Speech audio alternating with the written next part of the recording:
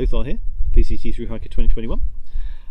This video is going to be on animal life. It's kind of the some of the things you're going to encounter.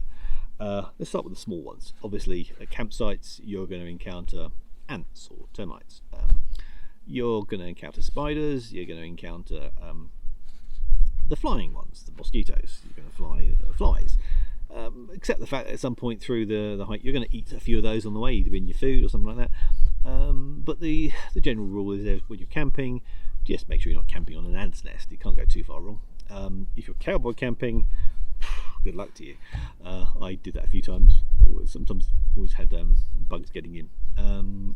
Ticks. I knew a few people who had some tick problems. Again, that is normally people who are cowboy camping.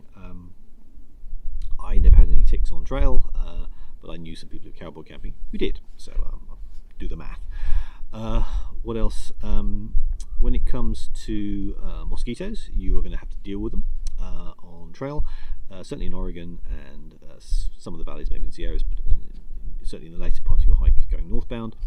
I used a head net. I used the barrier method primarily. I would use maybe my Houdini jacket as a sort of a physical barrier, a head net coming over my hat. I'd wear my sun gloves and maybe have some DEET on my hands, and I would wear long trousers or my waterproof trousers, like my Virtus trousers, who were breathable, so it wasn't too uncomfortable. That seemed to work well. Now let's go to the slightly bigger animals. So obviously when you're camping, these might be the mice, squirrels, things like that. When you're storing food, ideally you should hang it up. You may want to put it in your tent. What I would do is probably double bag it, because you want to keep the smells well and truly secured, such that you don't want to have food lying around your tent, animals smell it and they bite through your ground sheet, your basin of your tent, or the mesh. And yeah, that was happening on trail. I didn't experience it. I double bagged everything, and not occasionally, but every so often I'd hang things up if I thought there were lots of animals around. Obviously, when you're going through the Sierras, you've got a bear canister, so that kind of alleviates a lot of the problem. And you put your bear canister outside your tent. You also may want to have a bear bag hang system. Get familiar with that, practice that. That's always good to have.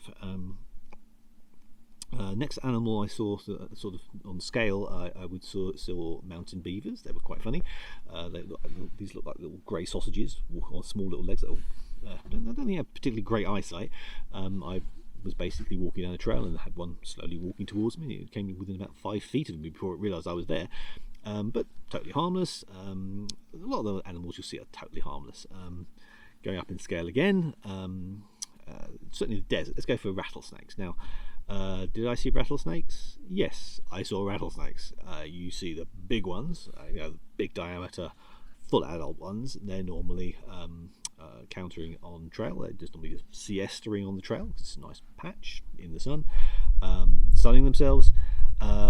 If you leave them alone, so I would advise you leave them alone.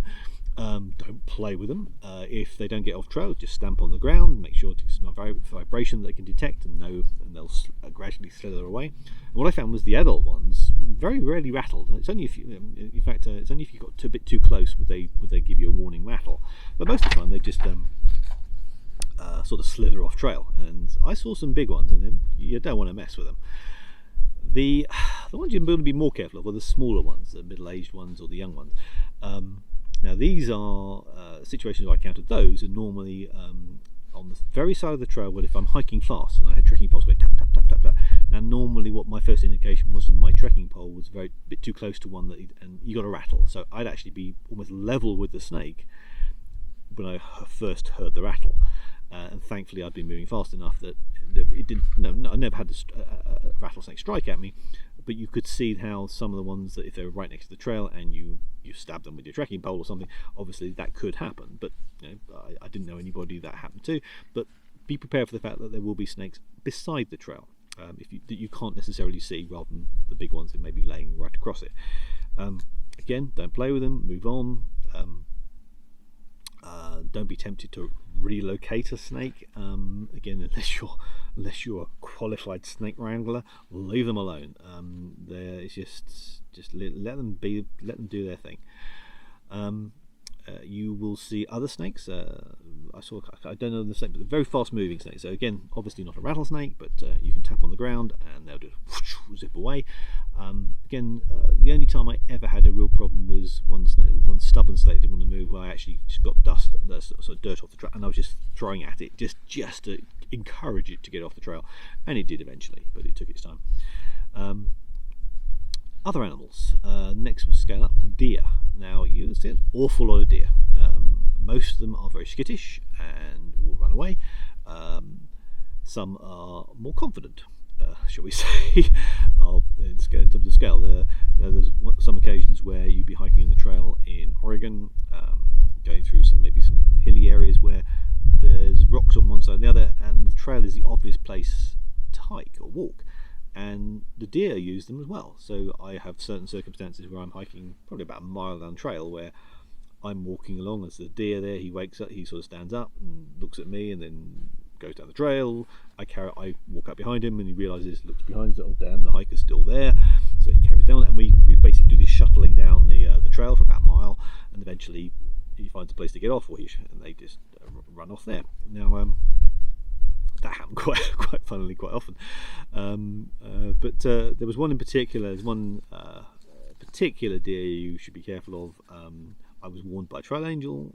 They had nicknamed him, pardon this way, Shithead Steve. It is a deer that is located near a cabin where people regularly camp, and he's renowned for basically chewing on kit, mainly for the salt lick, if you like. They want to get the sweat, salt from your gear. I think one story was that there was a cowboy camping hiker who was found his rucksack being pulled from under his head because he was using that as a pillow by Shithead Steve. I found him chewing on my trekking pole straps, and I made the decision not to camp there. So when I realised this was where I'd been warned to be careful of, I moved away. The deer has very little fear. You might scare it off for maybe a couple of minutes, and then it will literally come back exactly the same place. Obviously it's made its home there. So yeah, be careful of Shithead Steve. That's probably the most confident deer you'll ever meet. Bears, yeah. Now I saw one cinnamon bear. Now I think they're qualified as technically black bears, but it was a cinnamon colour, very beautiful, very big. Thankfully, he was more scared of me. I was making a noise, and I just suddenly heard this crashing of through the undergrowth, and this cinnamon bear, probably about 100 yards ahead of me, just went straight past down the hill, and kind of went, wow, I am so glad he saw me before I saw him. But it was a real privilege. Other animals I should remember, marmots. Oh yes, marmots. Don't play with marmots. You think they're cute and sweet, but they will come up to you and they will chew on your kit. And I did see someone almost lose their trekking pole when someone was nibbling on that, and he was trying to run off with the trekking pole. He was chewing on the strap again. So yeah, be careful. These animals are seen many hikers, and they know what they want. So yeah, don't assume they're cute. Assume they're wild animals. Treat them as wild animals. Don't feed them. I think that's it for the moment. But I had very few problems dealing with animals.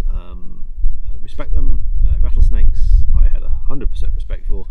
Coming from the European background, we'd never seen anything those things like that before. I can't believe that kids go rattlesnake hunting here in the US, but anyway, they do. Certainly more brave than I am. One other thing I did see was a hiker who was taking the rattlesnakes very seriously, and he wore protectors around the lower part of his legs, and again you can see how that would basically stop a bite coming in if for example you surprised a rattlesnake on the edge of a trail. So, and he wore them, and he just said because he lived and worked in Southern California, and sometimes you work outside, workmen in the desert, sometimes you use these kind of shin protectors and leg protectors against rattlesnakes. So and he was wearing those. So again, only one person I saw wearing them, but again, if you're really paranoid and you're really concerned, then might consider some of those. Anyway, I'll stop there. Hope it's helpful. Speak to you soon.